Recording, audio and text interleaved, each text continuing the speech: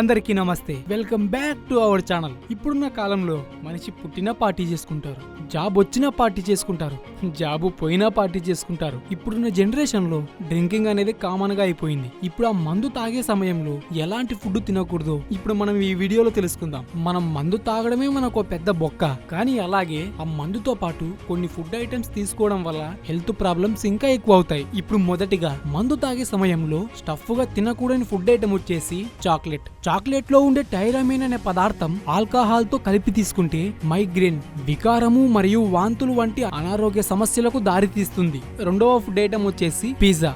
ఈ పిజ్జాలో కొవ్వు పదార్థం ఎక్కువగా ఉండడం వల్ల మందు తాగే సమయంలో దీన్ని స్టఫ్ గా తీసుకుంటే జీర్ణ సమస్యలు ఏర్పడే అవకాశం ఉంటుంది. Number 3 French fries. ఈ ఫ్రెంచ్ ఫ్రైస్ లో సాల్ట్ మరియు అలాగే ఆయిల్ ఇలాంటి కొవ్వు పదార్థాలు ఎక్కువగా ఉండడం వల్ల మందు తాగే సమయంలో వీటిని తీసుకుంటే రక్తపోటు వచ్చే అవకాశం చాలా ఎక్కువగా ఉంటుంది.